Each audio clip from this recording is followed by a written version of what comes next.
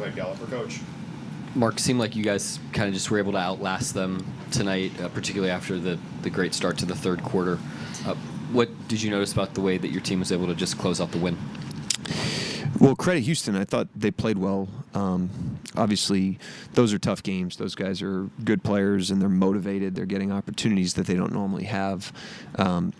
And we're in the thick of a schedule here, so we had to get our energy going. And I thought we did that at halftime. The starting group gave us a great 8-minute run there of offense and defense to give us a cushion that we were able to sustain the rest of the game. So, credit them. It wasn't like our best energy game of the season, but they turned it on in that part. And then, with Shea's night, he spoke pretty significantly about just the investment that he was making at the beginning of the season and the three-point shot.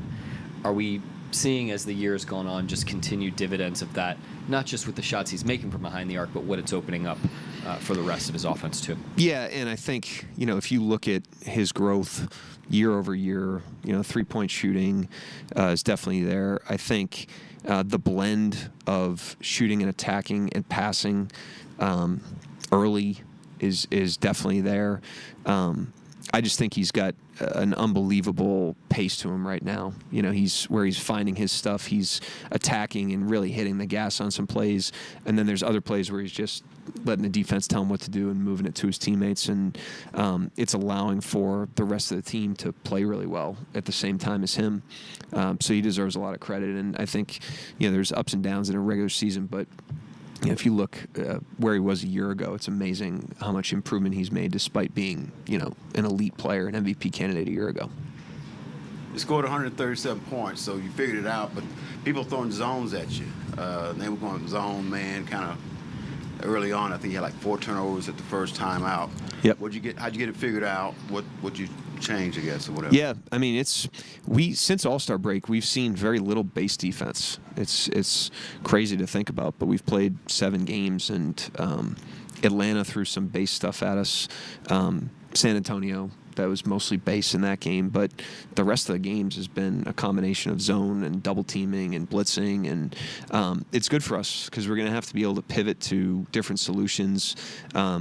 We were working some different things tonight, with our lineups and with our attacks. Like, we've got some stuff that we are pretty confident in. We were developing some other stuff in the game, so if it was a little bit rough at times, that's probably on me. But it's good for us to have to confront all these different menu items because we're going to need it all at different points. You had I guess I call them shock troops. You had Kasem in there, Caruso, Wiggins. It seemed like Kendricks really kind of gave you a boost in that second quarter to kind of get things going for you. Talk about his game. Yeah, I mean, we're on the second night of a back-to-back, 2 different cities. It's our 7th game since All-Star break in, I think, 13 days in 6 different cities. And Kendrick Williams is like the kind of guy you want in those situations. Like, there's a grit to him and a professionalism to him where, we need this from him. When our energy's down, he's an energy giver, and he's got a contagiousness to him. And I thought he brought that, especially, in the first half tonight, really throughout his minutes, but in the first half, especially when we were kind of like in mud to start the game.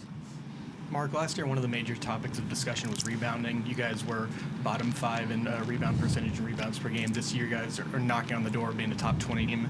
I know you guys have been crashing more, but between the personnel and strategy, what do you think are the biggest, contributing factors to you guys improving this year? I mean, you want to win the possession battle, and turnovers on both ends do that, and we've been great at that, obviously, for a long time.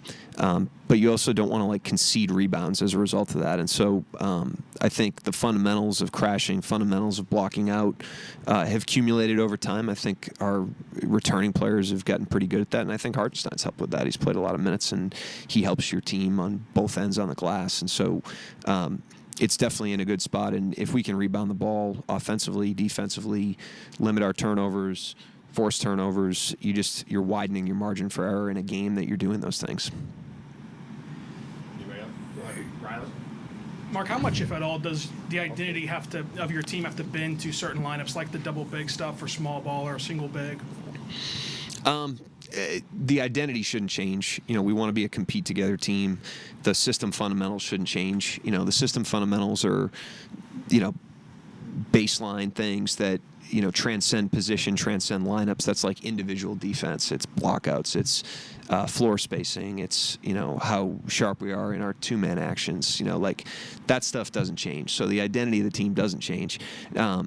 The schemes change, and that's where when you go small, changes the way you defend schematically, changes the way you attack schematically. But the reason we have those constants from the environment we have in our building to our compete together identity to our system fundamentals, the reason we have those so consistent is so that we can do different things and bend to different lineups and adapt to different skill sets of players and lineups.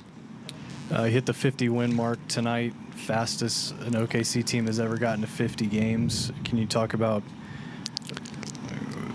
your perspective, what this team, the level that they're at, that they can get there? No other West team has even gotten to 40 wins yet. Just where this team is at, and even compared to last year. Yeah, we're not comparing to other teams, and we're not comparing to last year. But I just told the team, I didn't think we played our best game, and we need to be present with every challenge, and we need to take advantage of every opportunity that's in front of us. But it is also a testament that we can be a little bit unsatisfied on a night where we win our 50th game. We can never take that for granted. It's hard to win 50 games in the NBA in a season. We obviously have a lot more we want to accomplish, but we also, there's people that have been in the room that, we're winning 22 games or 24 games or, scratching and clawing to get to 40. And so we're going to be grateful, for 50. And we can be grateful for that, and we can also be hungry at the same time. Both can be true, and both are true for us. But we don't take, 50-win season for granted ever. Two-part question, Coach. You mentioned the third quarter, that shift that we saw. What did you see? What are some of the things that stood out the most out of that? And the second part of my question is, just what did you see out of Chet Holmgren in his first game back since the ankle injury in Atlanta? Chet's impactful, so when he's out there, even if he doesn't have his A game, he's going to impact the game, and he's still coming back from, a larger period of time off. So we're not really evaluating his performance night to night. We're just trying to see an uptick week to week, and we will continue to, because he's a really good player. So, as for the shift, I think on a night like this where you're trying to find it and you're trying to get the engine to turn a little bit, that's where like the individual efforts of players matters. And I mentioned Kenrich to Myron's question. I thought Casey Wallace went in there in the first half and he took the energy to a different level. Like he wasn't being denied early. I thought Jay Will gave us a really good energetic lift in the first, and then I thought that group to start the third quarter, those guys made a decision coming out of halftime that we were going to have more energy and they were going to feel us more on both ends of the floor, and they did. And so.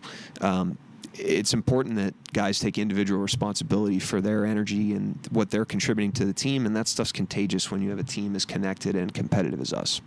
What did you like from the double big lineup tonight? It seems like the connection between Hartenstein and Holmgren is growing a little bit.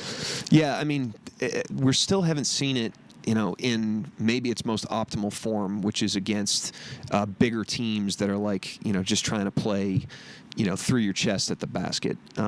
We've rolled it out every night because we need to learn about it, but it's mostly been on nights like tonight where it's perimeter-oriented teams. Those guys are in more closeouts. I think we're learning the limits of it to a degree. I also think we're learning where we can improve to a degree, and we've improved. It's a lot smoother probably than I would have expected, only 10 games in or whatever. So we're going to continue to work through it. It's also not going to be a distraction. We got other stuff to work on, and we have other lineups to run. But those guys have done a great job. They work collaboratively. They're very communicative, and that's why it's improving the way it is. Anybody else? Coach? Yep, thanks.